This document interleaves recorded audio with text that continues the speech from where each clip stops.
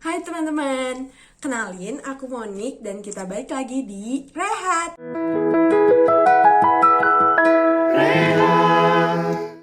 Gimana nih kabar teman-teman selama 1 bulan udah menjalani hari-hari baru di tahun yang baru 2021. Aku harap semuanya tetap dalam kondisi yang luar biasa, oke?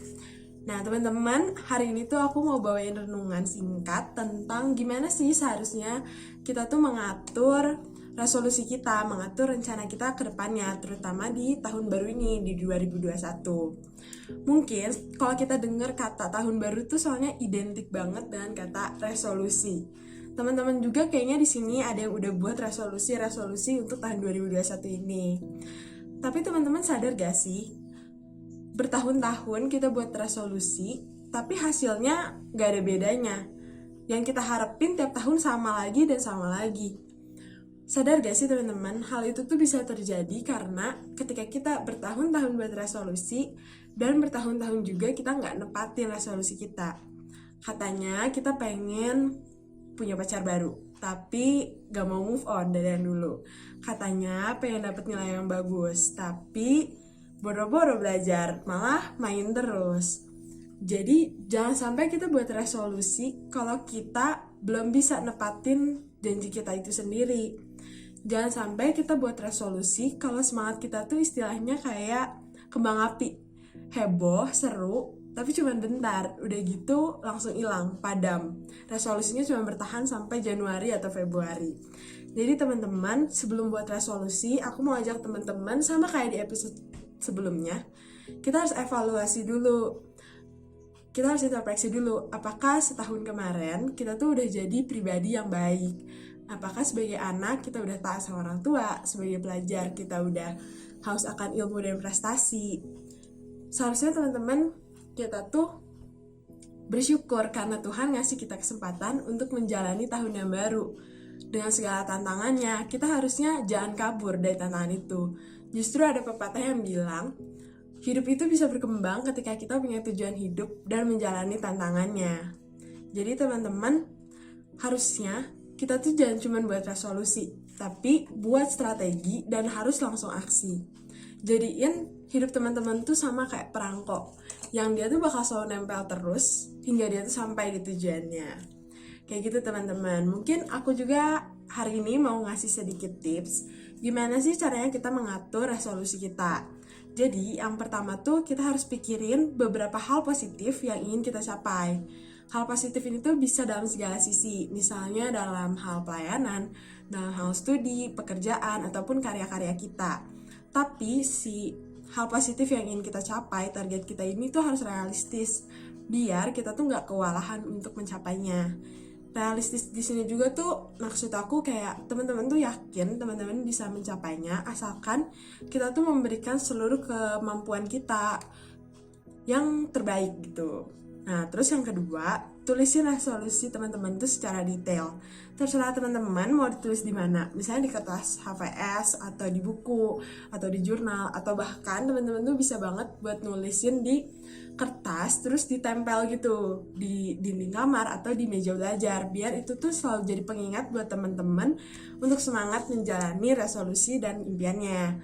Nah, ditulisnya itu kayak teman-teman bisa tulis targetnya, terus dibagi nih, ada target jangka panjang kayak untuk setahun ini, atau jangka menengah per bulannya, dan jangka pendek yang per mingguan ataupun per hari. Nah, udah ditulis target-targetnya, teman-teman bisa tulis nih, kira-kira hal apa aja sih yang diperluin untuk mencapai target tersebut. Udah gitu, yang ketiga, kalau udah, teman-teman bisa banget buat nulis to-do list tiap harinya. Kayak to-do list ini tuh apa sih yang bisa kita lakukan setiap hari untuk mencapai impian kita di tahun ini. Kalau udah tercapai, jangan lupa juga buat ditandain. Dan yang terakhir, seperti yang aku katakan tadi, harus dilaksanakan. Nah, tapi teman-teman, perlu diingat juga kalau strategi yang matang, atau bahkan ketika kita punya uang yang cukup, koneksi yang banyak, hal itu semua tuh nggak menjamin kalau rencana kita tuh bakal tercapai. Kenapa? Karena kita tuh manusia dan kita tuh bukanlah pemegang kendali seutuhnya atas kehidupan kita. Untuk itu aku mau ngajak teman-teman buat belajar dari Yakobus 4 ayat 13 sampai 17. Jadi di sini tuh diceritain kalau ada pedagang yang udah membuat sebuah rancangan yang sangat matang untuk mereka berdagang. Kayak mereka tuh udah nentuin hari apa mereka akan berangkat, berapa durasinya, mereka bakal tinggal di mana, dan sampai kayak mereka tuh bakal dapetin untung seberapa mereka tuh udah rencanain. Dari cerita ini aku tuh dapat dua hal. Yang pertama tentang kerapuhan hidup. Jadi di ayat yang ke-14 bahkan dikatakan kayak gini teman-teman. Sedang kamu tidak tahu apa yang akan terjadi besok. Apakah arti hidupmu? Hidupmu itu sama seperti uap yang sebentar saja kelihatan lalu lenyap. Teman-teman, di sini tuh aku dapat banget kalau manusia tuh rapuh. Jangankan besok deh, 1 detik ke depan aja kita tuh nggak tahu apa yang bakal terjadi sama kehidupan kita. Jadi nggak ada salahnya untuk membuat perencanaan yang matang. Justru Tuhan tuh kasih kita akal budi buat kita bisa membuat rancangan. Tapi dalam setiap perencanaan yang matang itu seringkali kita tuh lupa kalau kita tuh terbatas, kita tuh cuma manusia.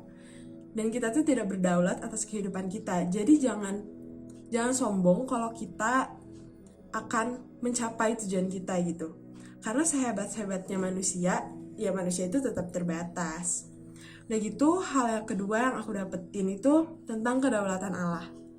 Jadi, di satu sisi manusia itu terbatas, tapi di sisi lain kita tuh punya Allah yang berkuasa penuh dan berdaulat penuh mutlak atas hidup kita. Dikatakan di ayat yang ke-15, jika Tuhan menghendaki, kami akan hidup berbuat ini dan itu. Ini tuh penting banget buat ditekanin teman-teman. Jika Tuhan berkehendak, segala perencanaan kita tuh bisa terjadi, bisa tersampaikan, ya kalau Tuhan tuh menghendakinya. Karena suka atau enggak, Tuhan itu mutlak atas hidup kita. Tapi teman-teman juga harus percaya kalau kehidupan kita ini Tuhan yang rancang sesuai dengan rancangan damai sejahteranya, bukan rancangan kecelakaan. Itu artinya kita tuh harus belajar mempercayakan dan menyelaraskan rencana kita ke dalam tangan Tuhan. Contohnya tuh, mungkin aku mau sharing sedikit tentang pengalaman aku tahun lalu di 2020, dimana aku tuh udah buat sebuah rancangan, sebuah impian yang menurut aku itu ada yang terbaik buat hidup aku. Tapi seiring aku berambisi untuk menjalani hidup aku sesuai rancangan itu, semakin juga aku tuh capek dan terseok-seok. Sampai akhirnya aku tuh disadarin, apa yang terbaik buat kamu, Mon, belum tentu terbaik kata Tuhan. Bahkan karena ambisi aku ini, aku tuh malah jauh dari Tuhan, aku jauh dari persekutuan. Hingga akhirnya ya udah, target aku tuh nggak tercapai. Bahkan aku sampai ada di titik kayak, apa sih yang sedang kamu lakuin, Mon? Kayak apa sih yang kamu cari? Dari hal itu tuh aku bener-bener disadarin kayak, yuk kita lepasin genggaman kita yang sangat erat terhadap mimpi kita. Selarasin dulu apakah mimpi kita ini sesuai dengan rancangan Tuhan. Terus percayain semua mimpi kita di dalam tangan perencana yang terbaik, yaitu Tuhan.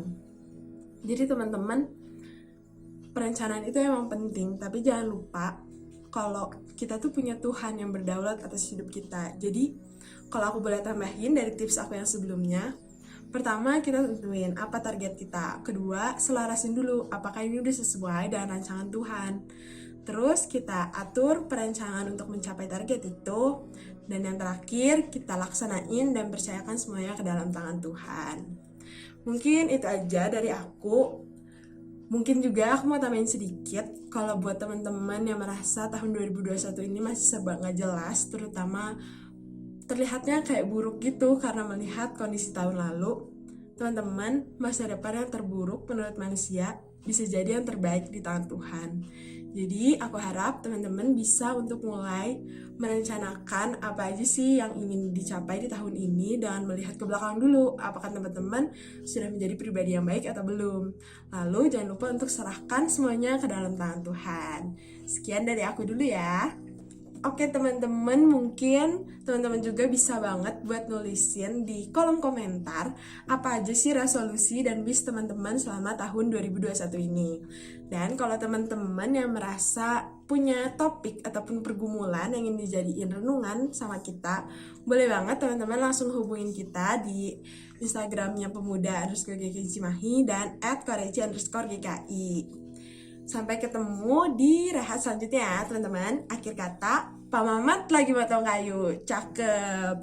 Sampai jumpa. God bless you.